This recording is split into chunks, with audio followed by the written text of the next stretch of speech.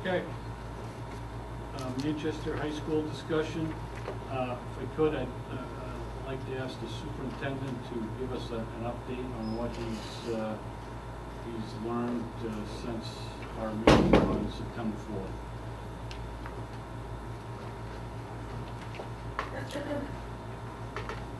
Well, I've learned a few things. The letter to Manchester, our last board meeting was on Tuesday. The letter went to Manchester on Thursday. So they have, when return receipt requested, so they have received the letter. We know that they received the letter. And this is not in any particular order. I really felt that the situation was so severe that I did request a meeting with the Commissioner of Education on the Manchester issue, and she did grant that.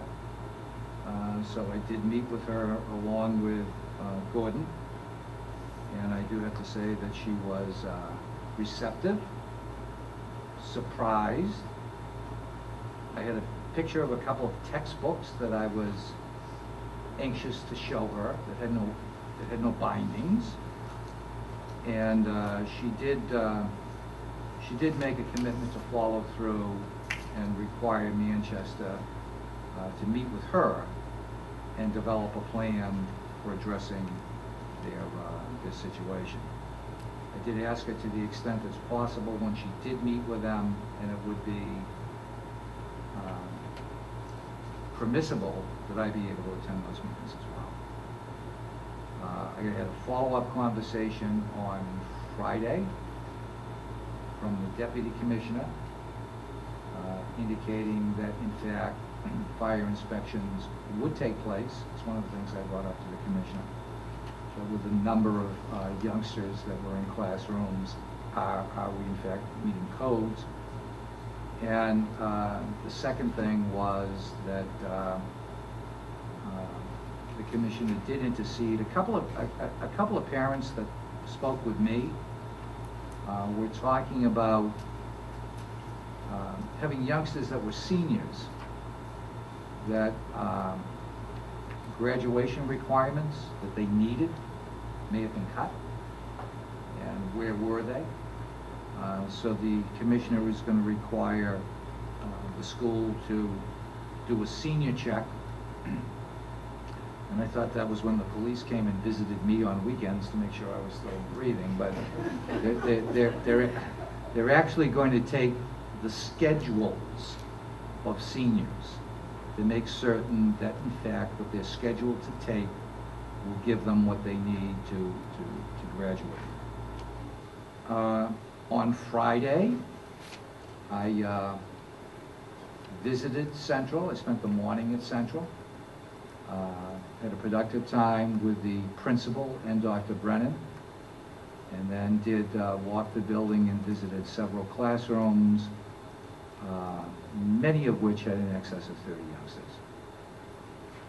There was adequate furniture in all of the classrooms on Friday. I did mention that really wasn't the case during the first few days of school, and there were a number of reasons why that happened, none of which I felt was acceptable.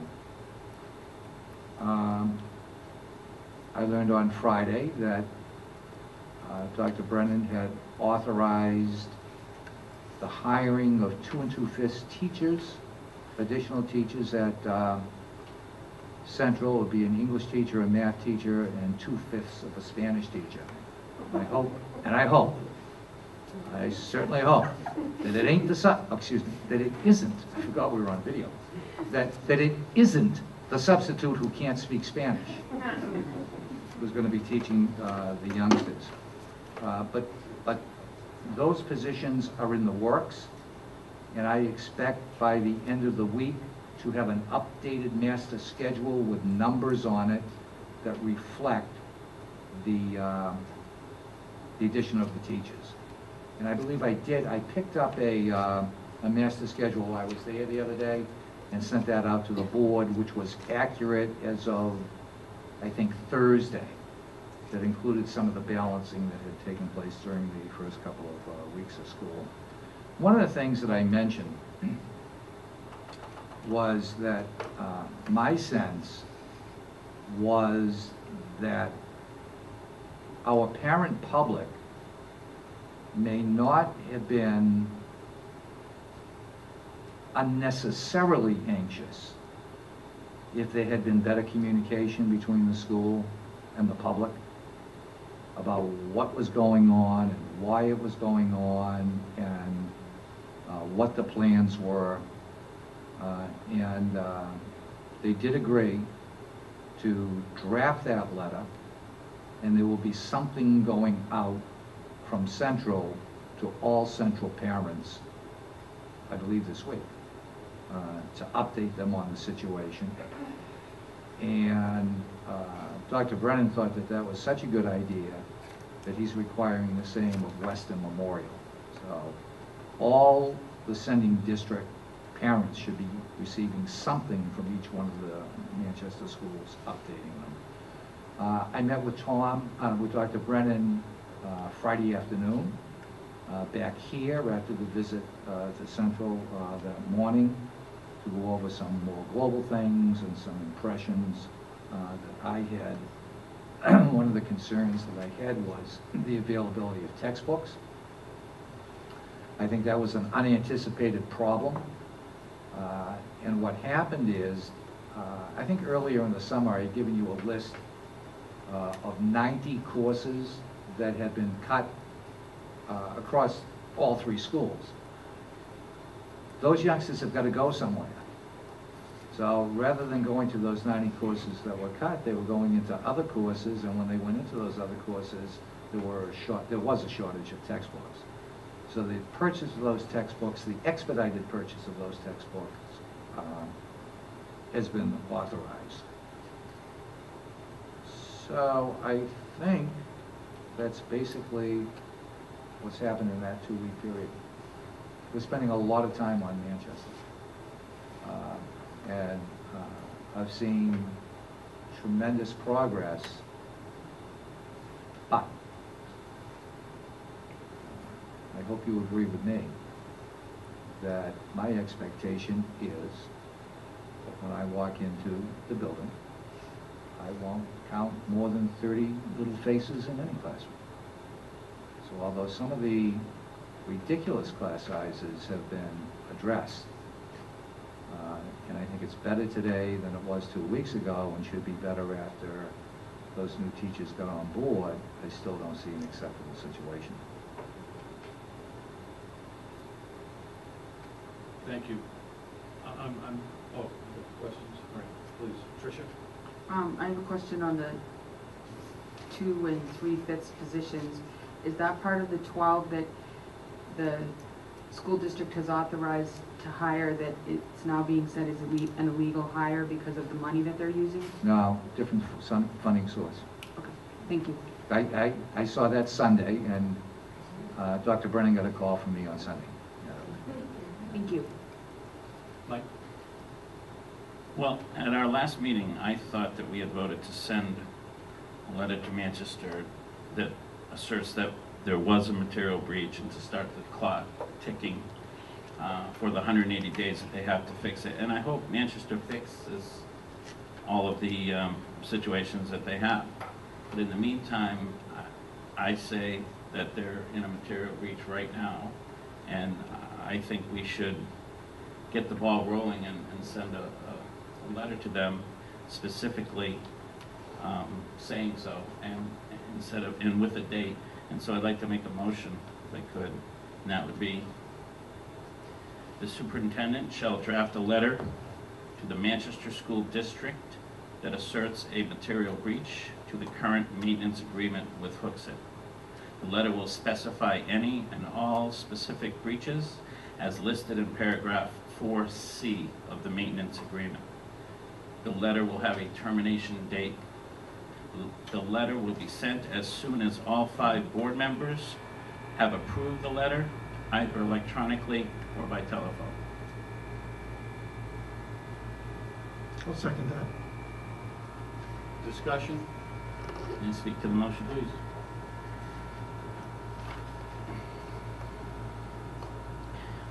I think that we need to, again, I hope Manchester corrects everything that goes on for our students that go there.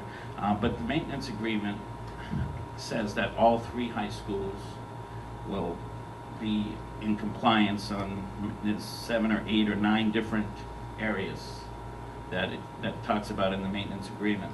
And I think that they are out of compliance in at least 3 or 4 of those areas. I would like to get the ball rolling, get that time going for 180 days. If they fix it, which I hope they do, we withdraw that letter, and it doesn't matter. But in the meantime, I think we should get going on this, so that's why I brought up that motion this time. Dave? I think I can support Mike's motion based on the fact that Superintendent Littlefield has now investigated and looked into this, visited, spoke with Dr. Brennan.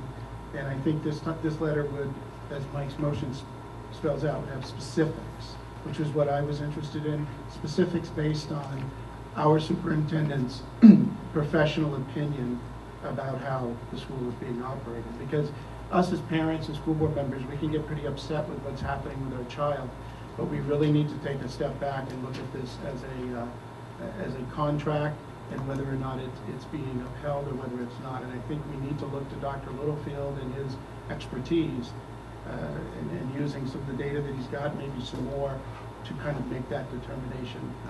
So I would support it the way that it's stated. Thank you. Mike, if I could, where you stated the termination date, can you clarify the termination date of, what are we terminating? Right. Well, I say as listed in paragraph 4C, and it says there that it's 180 days they have to fix it. And we are to give them a date of 180 calendar days from the time of the letter to fix the breaches. Or the contract is terminated? Or the contract is terminated. And at that point, there's different things in the agreement that can happen. One of them is that all of our students who are there may finish if they'd like. That's not Manchester's choice. If we wanted to do something else, we could stay as long as we like. It doesn't mean because the contract is terminated that we leave right then. We could stay for an indeterminate amount of time. So that section, excuse me, Tricia, that section you referenced states the termination of the contract? Yes. In not the exact words, but... Correct. If they don't remedy the breaches within 180 calendar days after the receipt of our notice. Thank you. Tricia?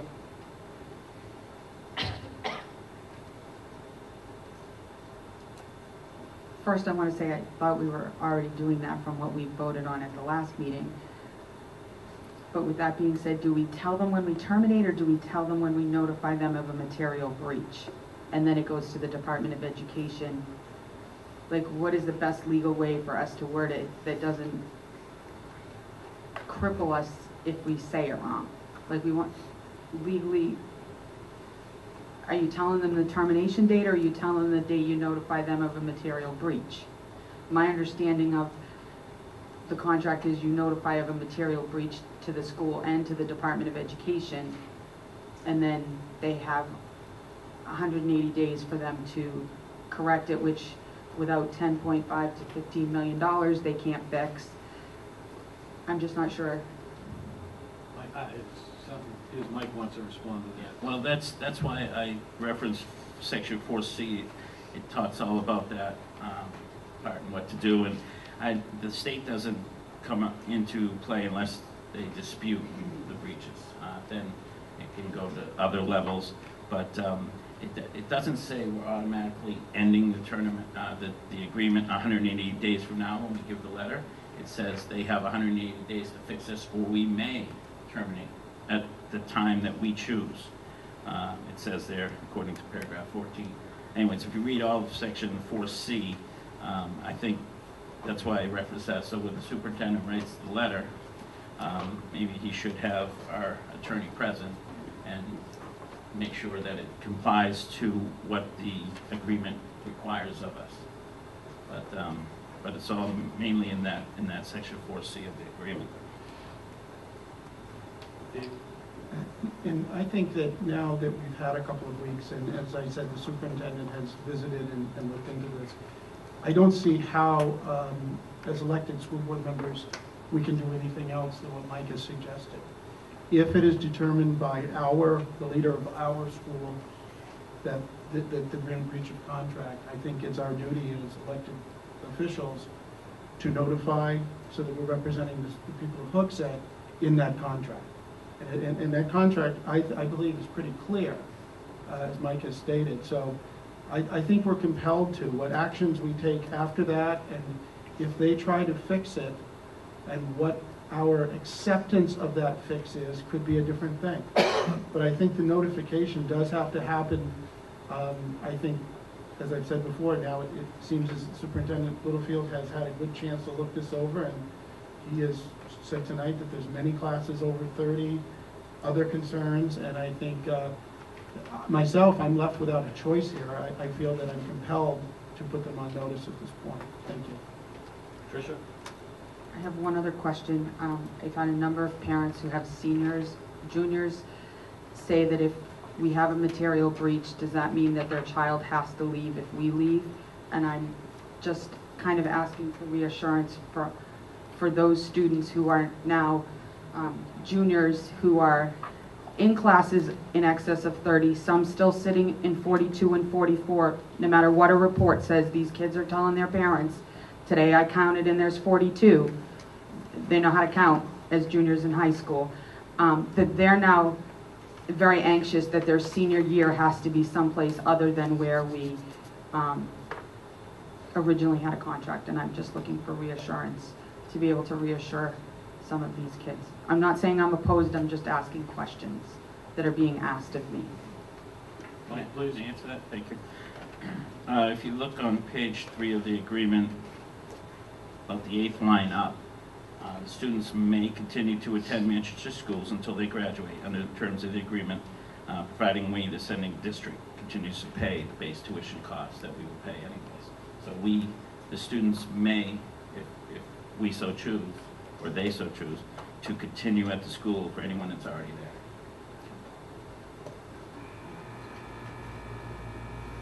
It's my understanding, and I'm asking the superintendent if he can clarify this, that would include the capital costs? No. It would not? No, if It says if base a tuition. material, if they're in default, and that claim of default is upheld, then the capital costs are suspended. And as a matter of fact, at least for the time being, I have directed Karen that if we're billed for capital costs, we're not paying.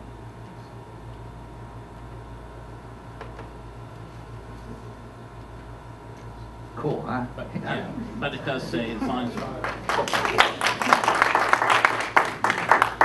but we, Chair, if I may, Please. but we do have to pay the costs as long as our students attend those schools, and if We will pay the tuition. we, right, the tuition. That's the yeah, service right, that we're getting, right, but the capital tuition, costs yeah. are And, terminated, and, yeah. and to be honest, Mike, what will happen is, our quarterly bill, we might get in February. And it's just the way they do business. And when we get it, it's nice to like beat your chest and fight back a little bit. But when we do get it, I've talked about this with our attorney, and we may be forced to escrow it or do something so that we're not just withholding it, that we're putting it in some safe place, and that if we don't prevail at a hearing, that we'd have to pay it. but hopefully it's a lot of money, and it might be some incentive to address some of these issues. Could I make one request, Dana, if I could? When I was talking this over with our counsel, with our attorney, I was under the understanding that from him that any second letter that we wrote would in fact include a termination date. So do you want to actually consider putting a month and date in there? Yeah, that's, Mike? yeah, that's what my motion did say, that it will include a termination date in that letter.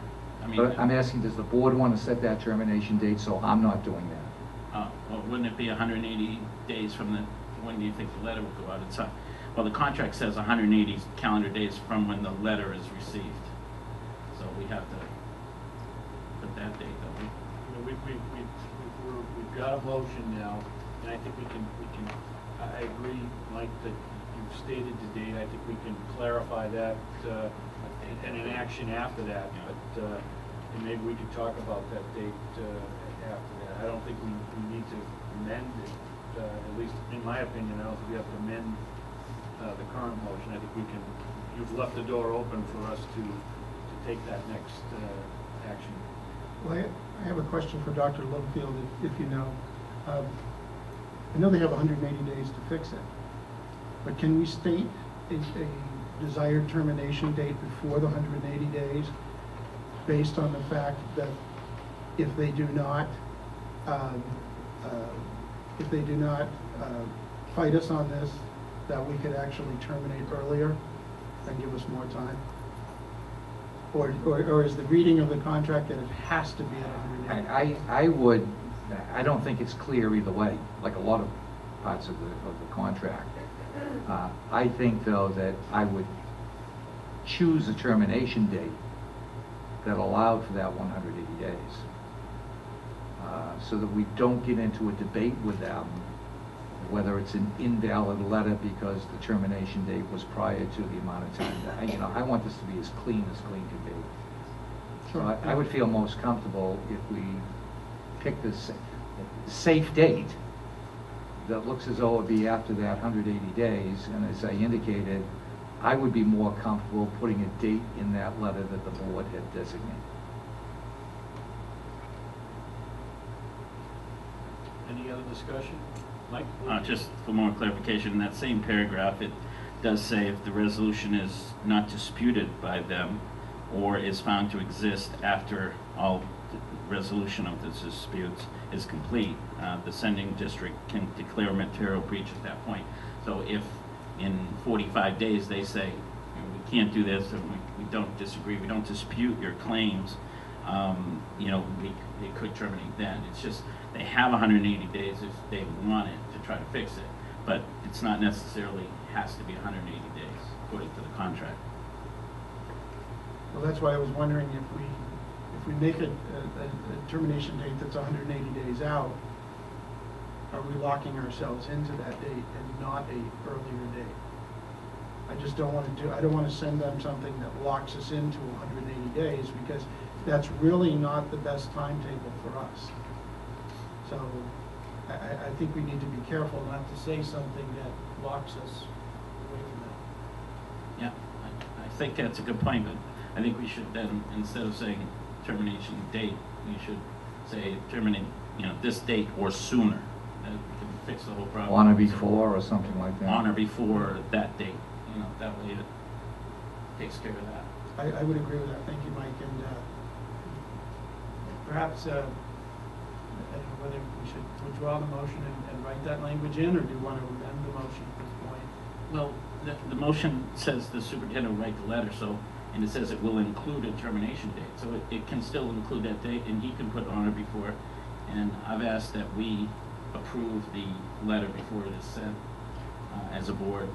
It doesn't have to wait till next meeting, but whether it's, you know, email or phone or whatever. So I think that is already covered in my motion. Well, I would say if Superintendent Littlefield's comfortable with that, because I think he was asking us for a date, and now we've given him some type of other option. Are you comfortable with that, Dr.? Yeah, and I'll obviously be speaking with Gordon tomorrow. And I think we'll count out 180 days. Like, when's the letter gonna be done? When are we gonna send it? How long does it take to get there? And then add 180 days to that. And I will ask him if that date can be stated as on or before the date certain. Right. Certain, yeah. And then you'll have an opportunity to see it anyway before it goes out. Thank you. I was gonna wait for the next action, but it appears we may not be taking the next action. So wouldn't it be, and this, I'm just throwing this out as a suggestion, the end of the school calendar year?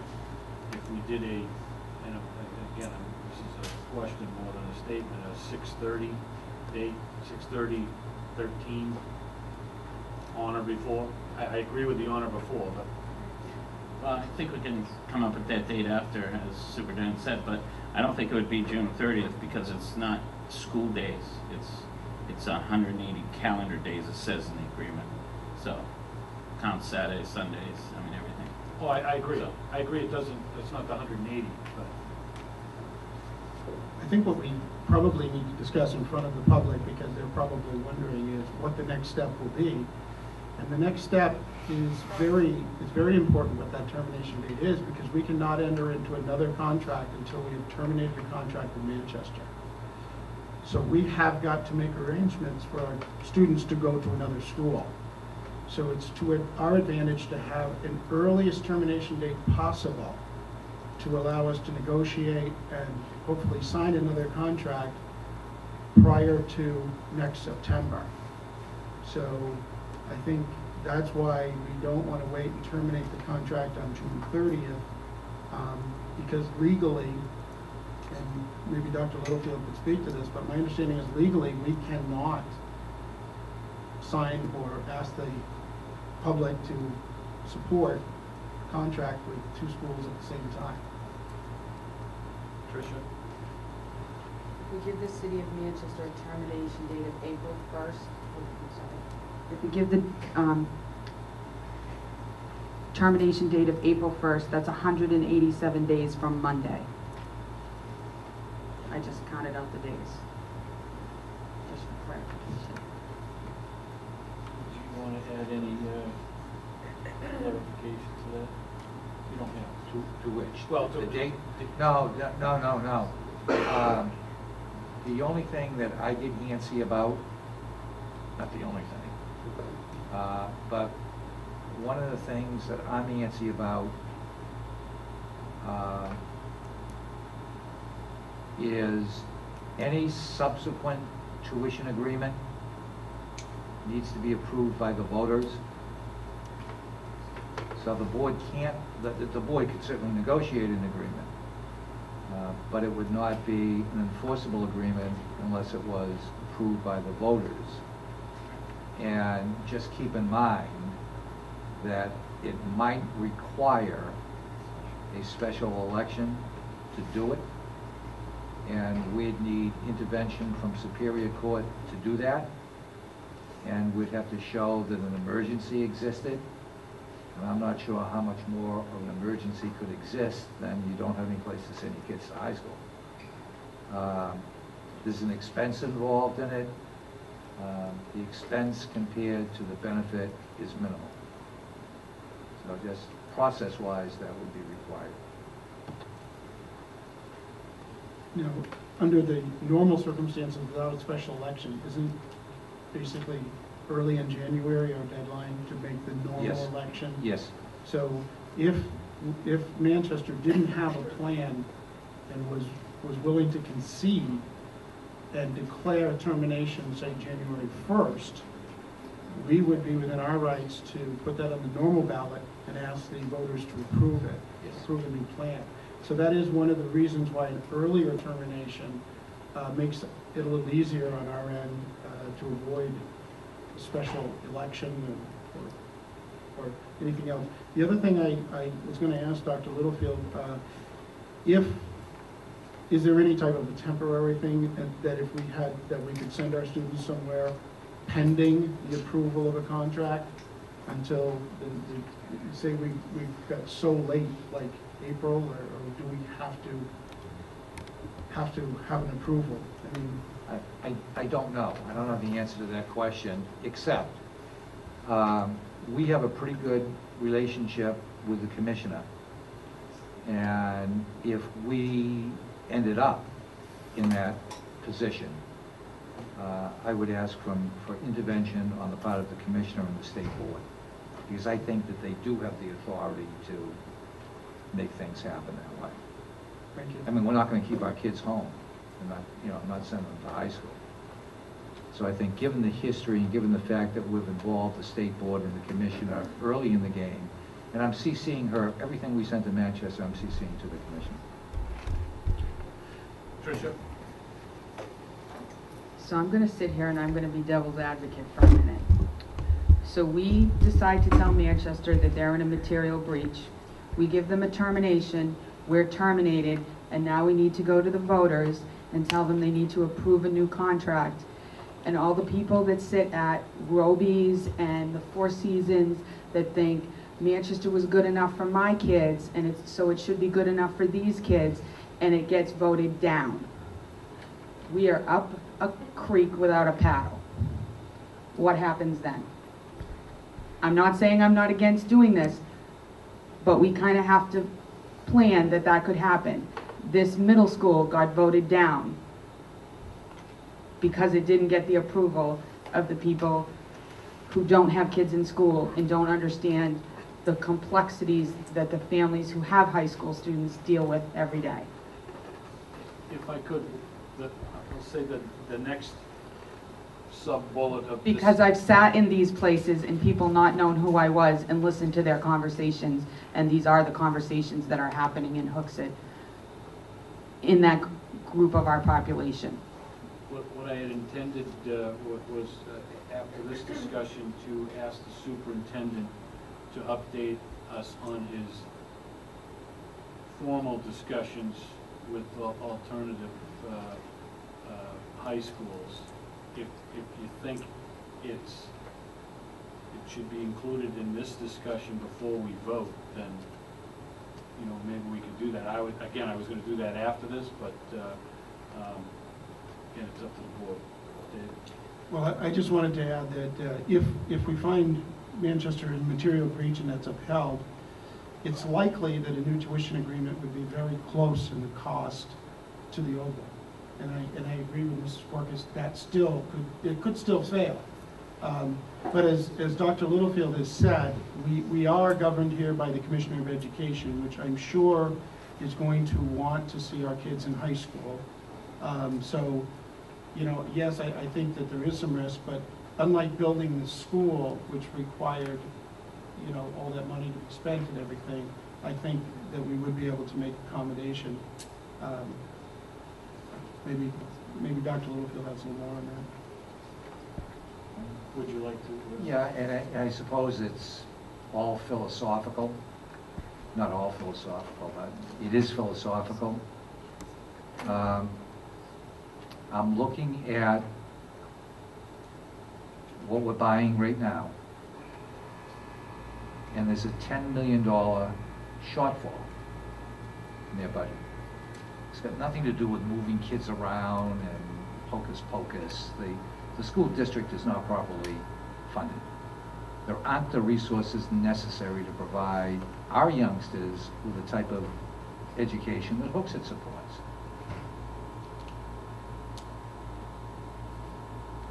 There are major increases that are going to be forced upon districts next year from the New Hampshire retirement system. There are going to be major increases that districts are going to have to absorb in order to become Common Core compliant.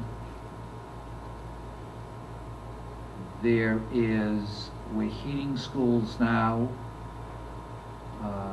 and what we're paying for oil is significantly different than what we thought we were going to be paying for it and what we were paying for it a year ago. Who knows what it's going to be like a year from now. I don't have the confidence that between now and some point, like the beginning of the next school year, that they're going to be able to garner the resources that they need to close the $10 million gap, and then to provide resources in addition to that to keep up with all those other things. So, is there a risk? Absolutely. Could we end up with no place to send our kids? I don't think so. I think there's risk involved, but I think there's a greater risk to us to send our youngsters to schools that in no way resemble what they've been used to K through 8.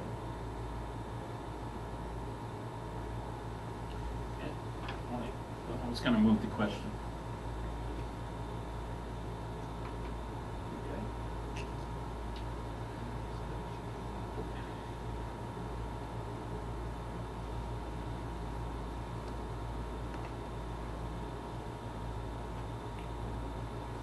Thank you. Superintendent suggested we have the motion read prior to the vote, so if you could please, if you want the, you get the mic.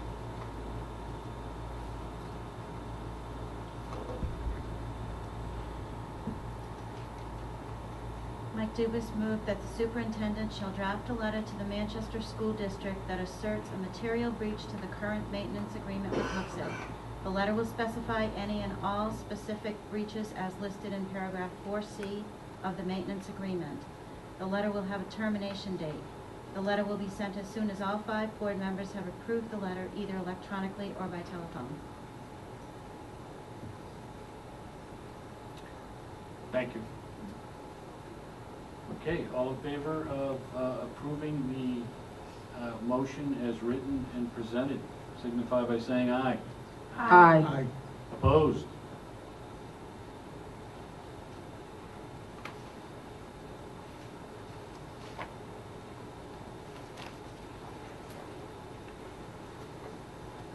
Now, just for my own benefit, do we want to take any action on a date, or is that just something that will happen as part of this letter? Well, I think it's clear if we can just direct the superintendent to take the earliest possible date that we can, which may include the wording on or before. And we will see the letter before it goes out and approve that date at that time. But let him come up with that date or wording with our attorney. You comfortable with that? I am. Okay. Now, if I could, as part of the discussion, if you could update us on, I'll say, the formal discussions you have had with alternative high schools. Okay, and it is a work in progress. I mean, everything that I mentioned before has taken up quite a bit of time, and I'm a high school superintendent.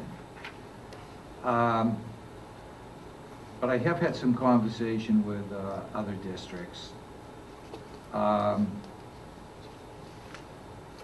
Londonderry stepped forward, and I have had a discussion with the superintendent, and they would be willing to talk about accepting up to 200 students from out of their district. Remember, we have about 550 high school youngsters. I did speak to the superintendent of Bow, and you may be aware that Bow is in negotiations now with Dunbarton, and they're negotiating a tuition contract. And I believe that's going to go before the Dunbarton voters in March. Yes. And if that's approved by the Dunbarton voters,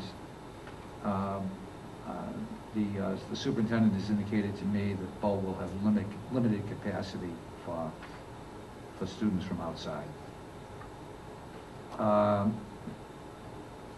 it's funny how the domino effect works. So Dunbarton, which is now part of Goffstown, will most likely end up at Bow, which leaves room at Goffstown High School. So I have had conversation with the Goffstown superintendent, and she has indicated that Goffstown would be interested in speaking with us. And I'm not making any comment about good, bad, or indifferent on any of these. They're just alternatives. Dr. Littlefield? How Yes. many students could they accept if, is there any preliminary? Not there yet. Okay. She and I spoke this week and agreed that we'd set up a time to actually sit down.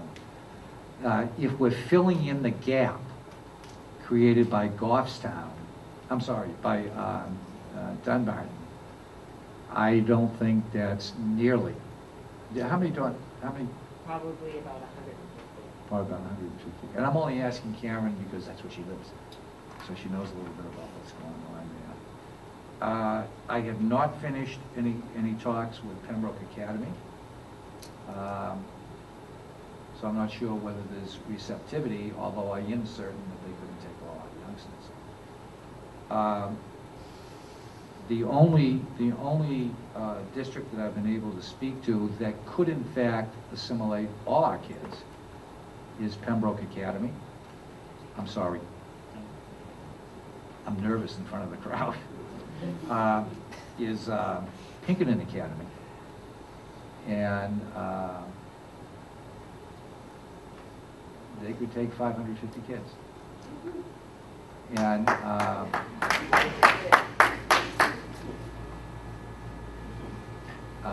I've, as you know, successfully negotiated a contract for the Auburn School District with Pinkerton. So I know the players. I know what the issues are. I kind of like the campus, but I'll stop my editorial comments.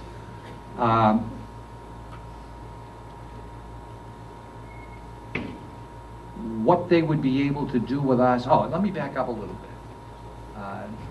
because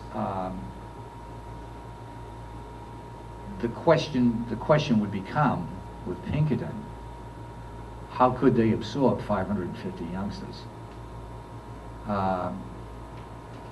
Derry is a member district, and the Derry has experienced a significant enrollment decline.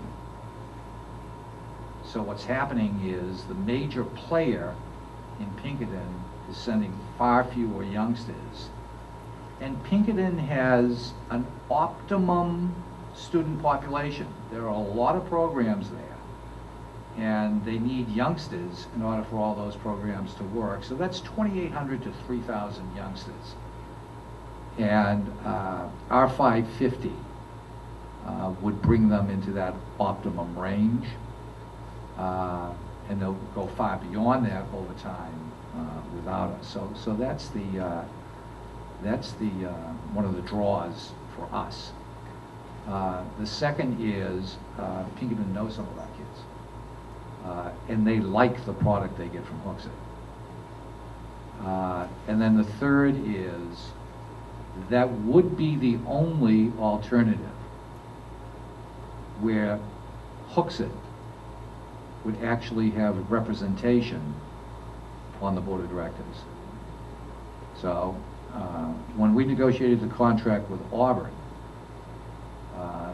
the board of directors was expanded by 2 members, and 2 Auburn people were appointed by the board of directors to the board. They're not elected. Pinkerton is a private academy that operates in the public domain. It's a little different from most, but it does provide a voice for all the sending communities in the governance of the place. So there are 3 or 4 that we could take some of our youngsters. There's 1 that potentially could take all of our youngsters.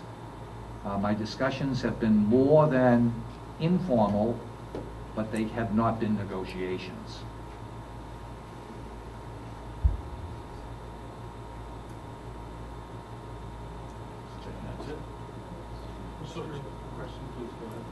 the school board subcommittee formed to visit Pinkerton have a visit there yet?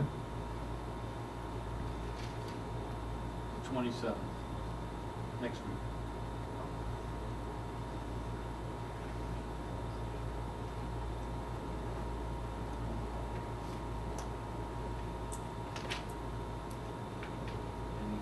Any other questions, comments? Just to clarify,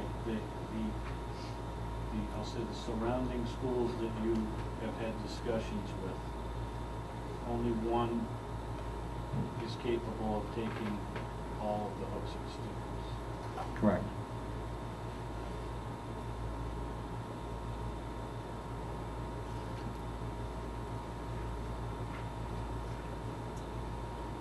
Anything else?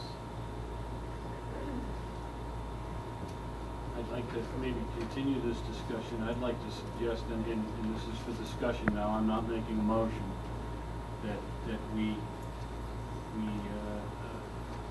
hate to use the word, but it is proper, we direct the superintendent to expand discussions with Pinkerton Academy, knowing that they're not negotiations, only the board, could do any sort of negotiating and approval of any negotiation. We're still